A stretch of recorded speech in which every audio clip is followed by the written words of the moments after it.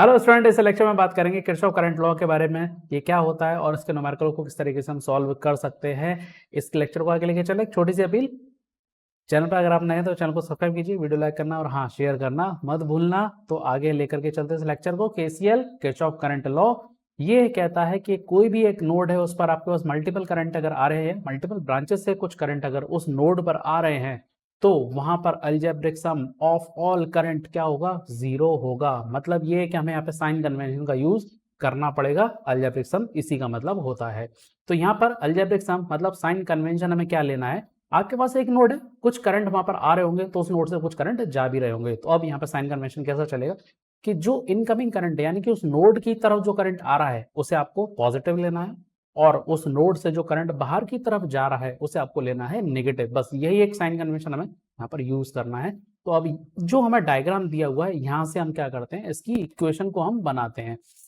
Symbol जो है, sorry symbol बोलेंगे, हम बोलेंगे का मतलब क्या है? Algebraic sum of current is equal to zero. मतलब जितने भी करंट है उन सबको आप सम करो, वो इक्वल टू क्या आना चाहिए? जीरो आना चाहिए। तो ये केसीएल का बेसिक स्टेटमेंट है। अब इस डायग्राम से हम साइन कन्वेंशन को यूज करके इसकी इक्वेशन निकालेंगे, क्योंकि इसकी इक्वेशन निकालना ही न्यूमेरिकल को सॉल्व करने का एक छोटा सा कॉन्सेप्ट है।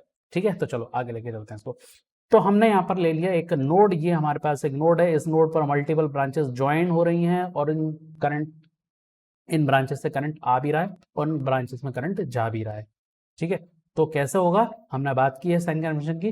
जो इनकमिंग करंट होगा वो कैसा होगा? पॉजिटिव, और आउटगोइंग करंट नेगेटिव। ठीक है, तो यहाँ पर सबसे पहले हमारे पास I1 आ रहा है, तो हम सबसे पहले I1 को लेंगे।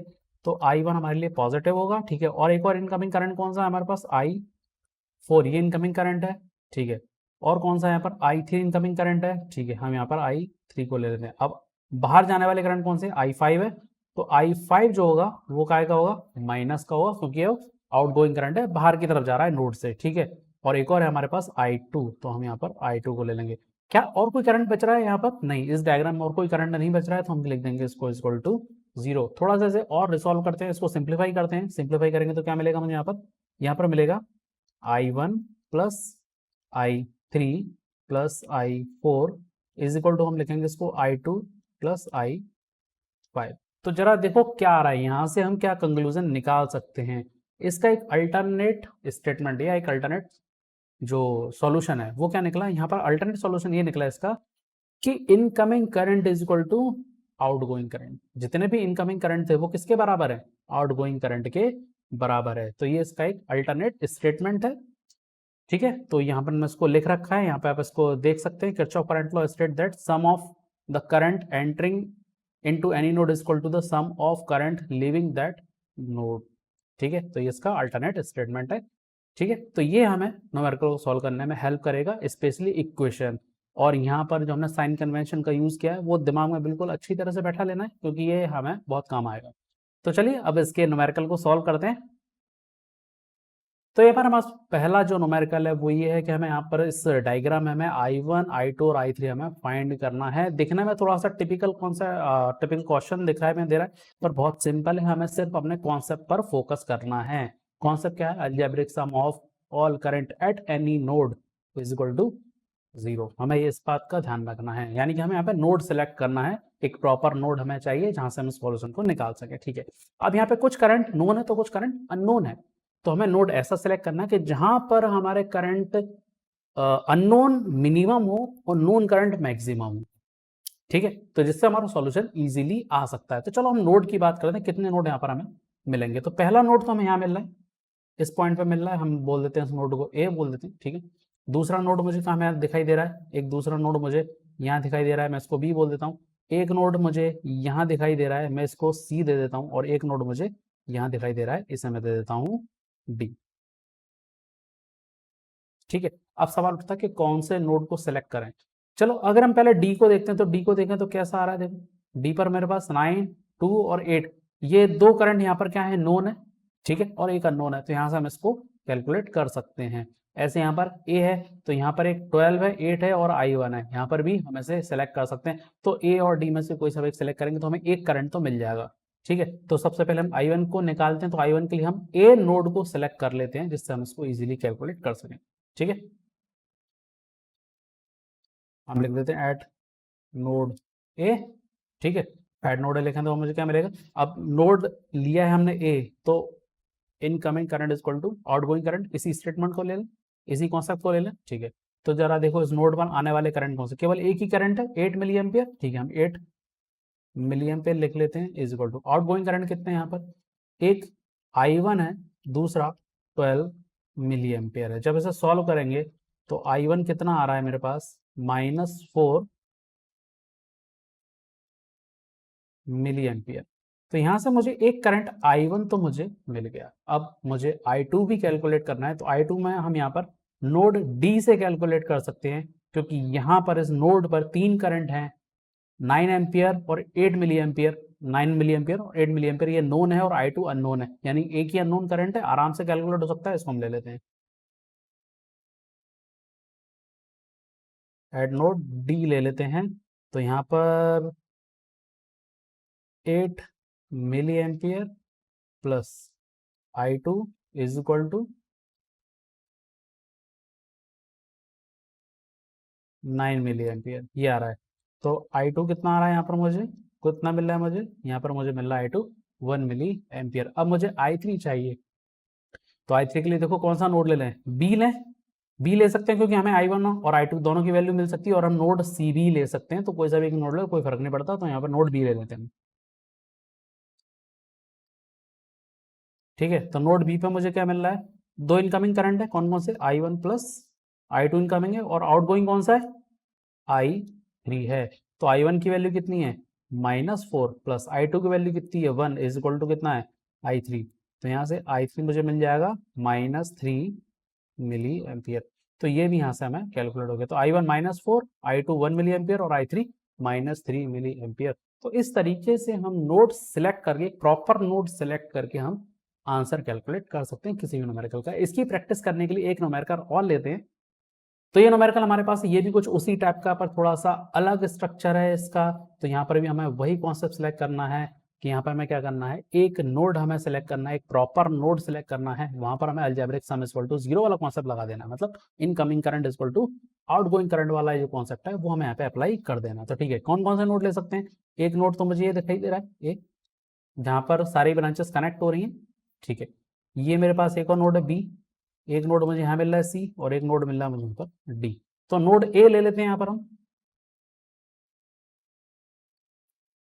नोड ए में क्या मिलेगा, इनकमिंग करंट, कौन कौन सा इनकमिंग करंट है, I1 है, प्लस इस पर एक मुझे 1 एम्पियर का करंट और आ रहा है यहाँ से ऊपर से, ये 1 एम्पियर का करंट आ रहा है इस नोड की तरफ, जो हो गया। अब यहाँ से दो करंट आउटवर्ड है, कौन कौन से हैं, 10 प्लस 2 ये है। तो I1 मुझे कितना मिल रहा है, यहाँ पर I1 मिल रहा है मुझे 11 एम्पियर। तो एक जो करंट है अननोन I1 वो कैलकुलेट हो गया। अब I2 निकालना, I2 कैसे निकालें, नोड बी ले लेते हैं, नोड बी ले लें, नोड बी पे भी चार करंट आ रहे हैं, दो कुछ करंट इनकमिंग है, कुछ करंट आउटगोइंग है, सर्किट से हम इक्वेशन बनाएंगे, तो वहां पर हम देख लेते हैं। तो नोड बी लेते हैं, तो देखो जरा आउटगोइंग करंट, इनकमिंग करंट पहले देख लेते हैं, 2 और 3 इनकमिंग करंट है, ठीक है, 2 प्लस 3 ले लेते हैं, और आउटगोइंग करंट I2 और +1 है, I2 +1, तो कितना आ रहा है I2, 4 एम्पियर, ठीक है। तो I2 आ गया हमारे पास 4 एम्पियर। अब ऐसे ही मुझे I3 की वैल्यू चाहिए, I3 कहां से निकालें हम, नोड डी या नोड सी, हम यहाँ पर नोड सी ले लेते हैं, क्योंकि 3 एम्पियर ऑलरेडी हमारे पास है, I3 और I2 ये हमारे पास है, तो यहाँ से हम निकाल सकते हैं। नोड डी भी ले सकते हैं, जो भी आप लेना चाहे उसमें से ले सकते हैं, डी से भी आंसर आ जाएगा और सी से भी हमें आंसर मिल जाएगा, क्योंकि यहाँ पर हम I1 I2 की वैल्यू कैलकुलेट कर चुके हैं, केवल I3 बचता है। तो नोड सी ले लेते हैं, ठीक है। इनकमिंग करंट केवल I2 ही है, और outgoing current I3 plus 3 ampere है, ठीक है। I2 की वैल्यू कितनी है, 4 है, I3 हमें निकालना है +3, तो I3 की वैल्यू कितनी आ गई यहाँ से, 1 एम्पियर, I3 की वैल्यू आ गई यहाँ से 1 एम्पियर। तो इस तरीके से हम इन न्यूमेरिकल्स को सॉल्व कर सकते हैं KCL के। बस हमें कॉन्सेप्ट पर फोकस करना है कि भाई जो हमें एक प्रॉपर नोड सेलेक्ट करना है, वहाँ पर incoming current is equal to outgoing current वाली इक्वेशन को हमें वहाँ पर लिख देना, और हमारा आंसर वहाँ से आ जाएगा। एक न्यूमेरिकल और लेते हैं, अगर न्यूमेरिकल ऐसा ना हो करके कुछ अलग तरीका हो, कैसा हो अभी देखते हैं। अगर न्यूमेरिकल कुछ ऐसा है तो अब हम क्या करेंगे, कैसे सॉल्व होगा, ठीक है, क्योंकि यहाँ पे अब रेजिस्टेंस की वैल्यू दे दी गई है, I1 और I2 के बारे में पूछा गया और एक करंट 50 एम्पियर हमें यहाँ पर दे दिया गया है। तो यहाँ पर हम सिंपल ओम्स लॉ और केसीएल दोनों को यूज करेंगे। यहाँ पर हम क्या करेंगे, ओम लॉ और केसीएल दोनों को यूज करेंगे। ठीक है, क्या I1 पूछा है ना, ठीक है, पहले ओम लॉ की बात करते हैं। I1 क्या होता है, वोल्टेज अपॉन रेजिस्टेंस, मतलब current equal to voltage upon resistance होता है। ठीक है, तो I1 equal to voltage unknown है, रेजिस्टेंस की वैल्यू कितनी है, 2 है। ठीक है, अच्छा अब इसका मतलब बिल्कुल ये नहीं है कि वोल्टेज अलग अलग होगा कि भाई करंट I1 फ्लो हो रहा है, I2 दो अलग अलग करंट फ्लो दिखाई दे रहा है तो वोल्टेज भी अलग अलग यहाँ पर हमें होंगे, नहीं, पैरेलल में वोल्टेज सेम होते हैं, ये ध्यान रखना है, पैरेलल में वोल्टेज सेम होता है। ठीक है, इसलिए V चेंज ही नहीं होगा, R चेंज हो सकता है, करंट की वैल्यू चेंज हो सकती है। ठीक है, तो V/2। ऐसे ही अगर हम I2 की बात करें तो कितना मिलेगा, V/1 मिलेगा। ठीक है, तो ये निकाल लिए। अब यहाँ पे हम क्या लगा सकते हैं, केसीएल की इक्वेशन को लगा सकते हैं। क्या, इनकमिंग करंट, नोड कौन सा ले लें, ये वाला नोड ले लेते हैं, ए दे देते हैं, हम इसको ए दे देते हैं, तो हम लिख देते हैं इसको नोड ए, या बेसिकली हम इसको लिखते हैं एट नोड ए। ठीक है, तो नोड ए हम लिख देते हैं। तो यहाँ पर हम लिखेंगे 50 एम्पियर की वैल्यू है, दो करंट में डिवाइड हो रहा है, दोनों करंट कैसे आउटवर्ड है, I1 प्लस I2, केवल 50 एम्पियर इस नोड पर इनकमिंग है, बाकी के दो करंट I1 I2 दोनों कैसे आउटवर्ड करंट है, तो हम यहाँ पर इसको दोनों का I1 प्लस I2 का सम लिखेंगे। ठीक है, हो गया। अब यहाँ पर हम I1 की इक्वेशन को लिख देते हैं V/2 प्लस V/1। इसको और हम सिंप्लीफाई करें तो कितना मिलेगा मुझे, 3V/2। तो यहाँ से वोल्टेज की इक्वेशन हमें मिल जाएगी, वोल्टेज की वैल्यू मिल जाएगी, कितना मिलेगा वोल्टेज हमें, 100/3 मतलब 33.33 वोल्ट। करंट की वैल्यू आ गई, I1 कितना है, V 33.33/2 कितना आएगा, ये 16/66 5 के समथिंग आएगा। ठीक है, ऐसे ही हम I2 की बात करें तो कितना आएगा, 33.33/1 मतलब 33.33 यूनिट लिख देते हैं, एम्पियर।